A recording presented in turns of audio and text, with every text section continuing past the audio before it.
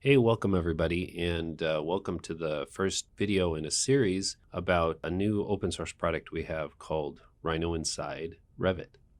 It is a product that allows you to smooth the workflow out between Rhino and Revit, since it seems like there's a lot of people that are modeling in Rhino and they're trying to get some geometry cross into Revit in a way that Revit likes it. And this is hopefully a tool that will help you get there. What we've done is we've actually taken Rhino and made it possible to embed Rhino in another application's memory space. And so that's what the technology is based on. This video is about how to find, install, and get Rhino.Inside.Revit running. The subsequent videos that will be coming have to do with specific workflows between the two products using the Inside product. So let's get started. So the first part here is how to find Rhino Inside. One quick way is to use Google. And so I'm just going to type in Rhino.Inside.Revit. And what you'll get is the Rhino Inside page here at the top. So click on that.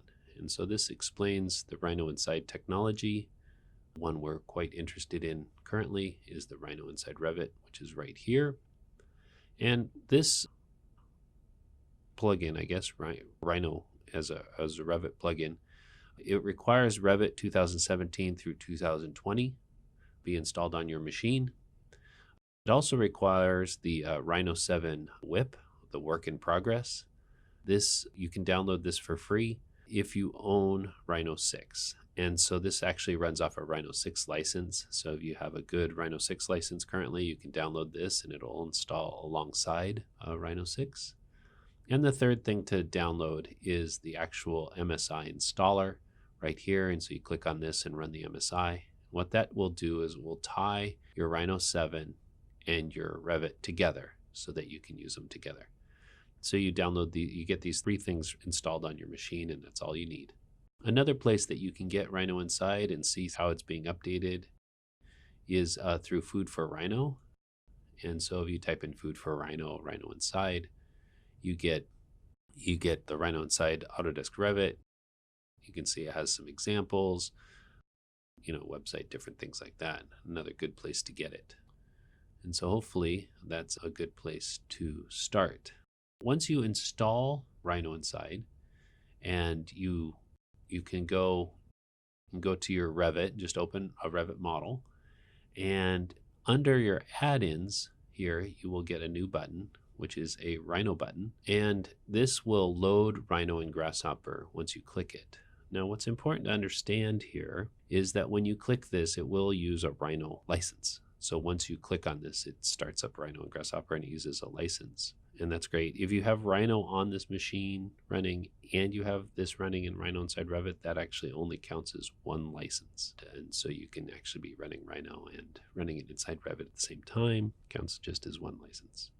So you click on this, goes through the process of trying to load Rhino and Grasshopper, and it will create this toolbar here, Rhinoceros toolbar in Revit.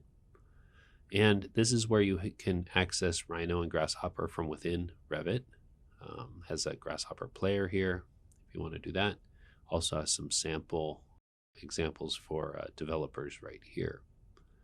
So we can start Rhino just by coming over here and clicking on this, and what we get is a full version of Rhino, but now it's running inside Revit's memory space. And you'll see why that's important in just a minute.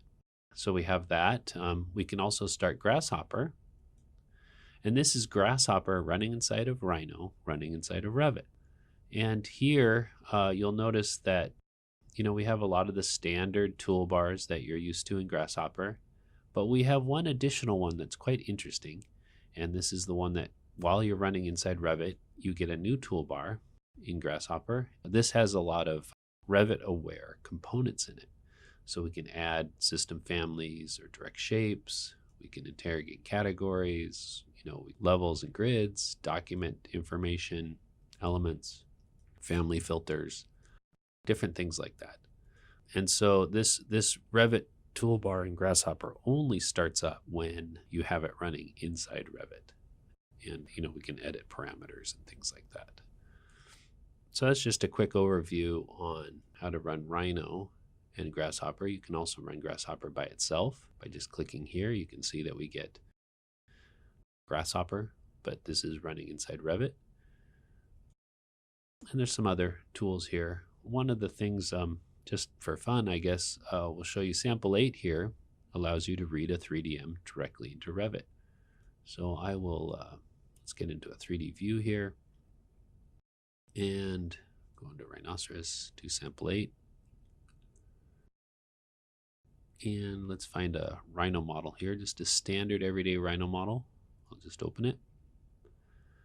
And you can see what it does is it creates it takes the whole Rhino model and just reads it in as a generic model in Revit. And so that's a good quick way to get objects out of Rhino into Revit. But in these next few videos that I'll be recording, I'll show you a lot more detailed way of getting information from Rhino into Revit and how you can adjust what family it's part of, how it's wrapped in the data hierarchy of Revit, and really how you can start to really adjust and smooth out the workflow between Rhino and Revit.